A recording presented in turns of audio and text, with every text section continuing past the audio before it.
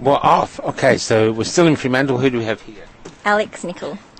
Alex, now you used to work for the federal government.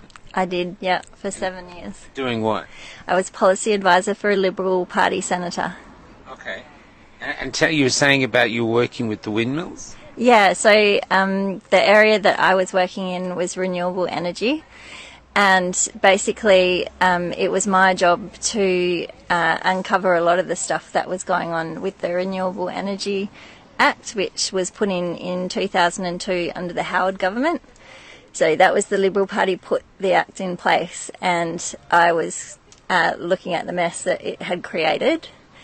And what a lot of people don't understand is that the Renewable Energy Act creates a subsidy environment where if you build wind turbines, you're paid between $600,000 and $900,000 per turbine per year as a subsidy alone.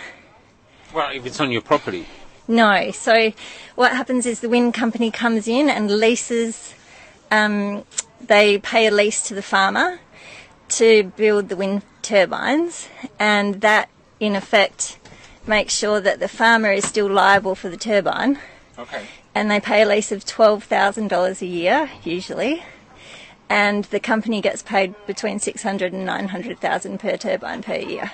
So they pay $12,000 to the farmer, but they get $600,000 Exactly. per turbine. Yeah. Which is a big incentive to put in turbines. Yeah, and the landowner takes the liability for the turbine. So he gets $12,000 a year, but if anything happens to it, he's got to fix it, or she's got to fix it. Yeah, when they catch on fire, Yeah. they're responsible for their neighbours' properties going up in smoke. That kind of thing. Wow. Yeah. Wow. And effectively that money, the subsidy that's getting paid to the wind farms, is reaming $40 billion a year out of the Australian economy. And it's paid by everyone, every pensioner, householder, schools, hospitals, everyone. It's not just out of your tax, it comes out of your power bill. Is this why power bills are going up? Yeah. That's why power So our bills. power bills are going up to pay for wind turbines that don't work. Exactly.